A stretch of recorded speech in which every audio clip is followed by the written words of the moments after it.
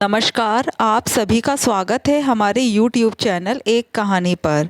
आज हम लेकर आए हैं हमारी पिछली कहानी बहू हमारे घर में सामान मुफ्त में नहीं आता का तीसरा और अंतिम भाग। आखिरकार रमन जी नमिता के समझाने पर कमरे में जाकर माया जी को समझाते हैं। उसी समय नमिता कमरे में खाना लेकर आई और सासू माँ के सामने रखते हुए बोली, मम्मी जी नाराज़गी छोड़िए और खाना खा लीजिए। आइंदा से मैं अपनी किसी बहन बेटी को कुछ नहीं दूंगी और ना ही आपके बेटे से देने के लिए कहूँगी। ये घर आपका है और आपका ही रहेगा। मैं इस पर कोई हक नहीं जताऊंगी। इस बार माफ़ कर दीजिए। कहकर नमिता कमरे से बाहर निकल गई तो रमन जी ने कहा, देखो इतनी अच्छी बहू कहाँ मिलेगी तुम्हें जो इतनी आसानी से माफ़ी मांग कर चली गई। कोई और होती ना तो आज इस घर में हंगामा ही हो चुका होता और तुम शायद वृद्धाश्रम में बैठी होती। कोई बहू इतने नोहरे खाना पसंद भी नहीं करती। हाँ, तुम्हारी ही बहू अनोखी है, ज़्यादा सिर चढ़ाने की ज़रूरत नहीं है। कहकर माया जी खाने की थाली अपने पास सरकाई और खाना खाने लगी। आखिर आज उनकी जीत हुई थी। बहू को उसकी औकात दिखा दी थी उन्होंने। इधर जब नमिता कमरे में आई तो उदय उससे बोला, माफ़ कर दो नमिता, पता नहीं मम्मी को क्या हो गया है जो तुम्हें इतनी बातें सुनाने लगी है, पर यह मम्मी गलत है। लेकिन मैं तो कुछ कह भी नहीं पाया। जब वो पापा की नहीं सुन रही थी तो मेरी तो क्या सुनती। उदय की बात सुनकर नमिता मुस्कुराकर रह गई और बोली, आप क्यों बात दिल पर ले रहे हो, मैं हूँ ना, सब संभाल लूँगी। अरे ऐसे कैसे संभाल लोगी? पूरी ज़िंदगी इसी घर में इसी मम्मी के साथ बितानी है, कैसे? बस तुम देखते जाओ। कहकर नमिता अपने काम में लग गई। वही उदय उसे देखकर हैरान था। आखिर नमिता के मन में चल क्या रहा था वो उसकी था तक नहीं ले पा रहा था। पर नमिता को इतनी शांतिपूर्वक अपना काम करते देखकर वो भी तसल्ली करके बैठ गया। वक्त यूं ही बीत रहा था। आज अनुश्री का जन्मदिन था। माया जी बहुत खुश थी। आज उन्होंने अपने मायके के परिवार वालों को और ननद के परिवार को खाने पर आमंत्रित किया था।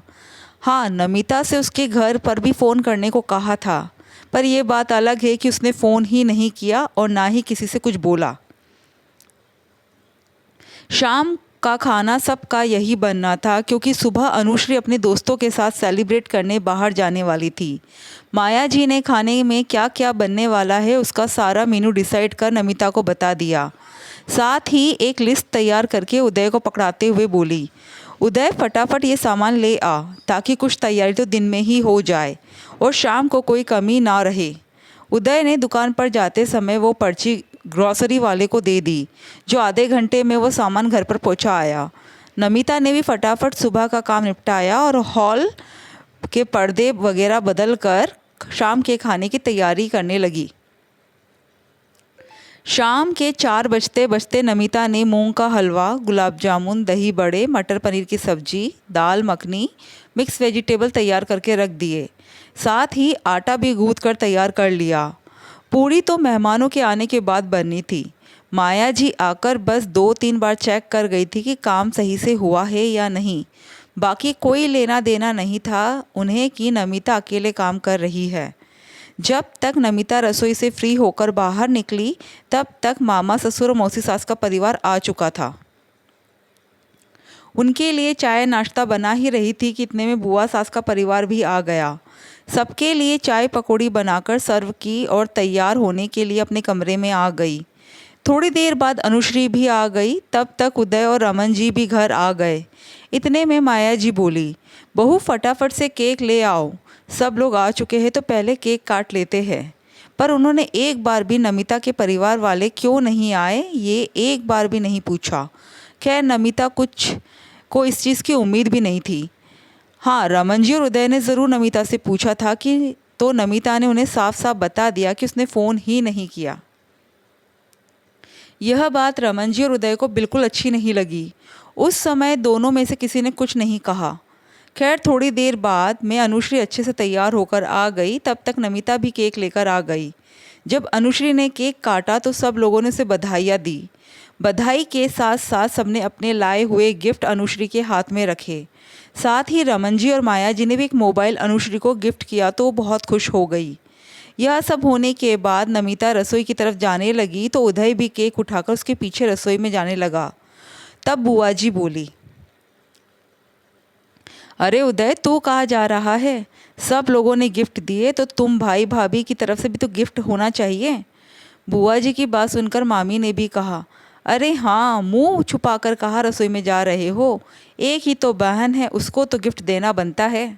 मौसी जी भी कहाँ पीछे रहने वाली थी, वो भी बोली, और हर साल तो गिफ्ट देता ही है, इस साल क्या हो गया? इस साल तो कोई बड़ा गिफ्ट होना चाहिए था। आखिर हर साल अकेला देता था, इस बार तो पत्नी भी साथ है। सबकी बात सुनकर अनुश्री ने भी कहा, भाभी मेरा गिफ्ट कहाँ है? माफ़ करना अनुश्री, पर मैं तो बहन बेटी को कोई गिफ्ट नहीं दे सकती हूँ, इसलिए आपके लिए कोई गिफ्ट ही नहीं लाई। मम्मी जी ने मना किया था। अनुश्री ने उदय की तरफ देखते हुए कहा, भैया मेरा गिफ्ट कहाँ है? अपनी साली को तो सूट दिया था, मुझे कुछ भी नहीं दे रहे हो। देख लो, बीवी के आने के बाद अच्छे अच्छे बदल जाते हैं। अभी तो हम हैं तो ये हाल है, तो बाद में तो बहन को पूछेंगे भी नहीं। सच है, आजकल के लड़के बीवी का सिखाया जल्दी सीखते हैं। माया जी ने भी तंज कसते हुए कहा, नहीं मम्मी, बीवी ने कुछ नहीं सिखाया, ये तो आपके सिखाए हुए संस्कार है।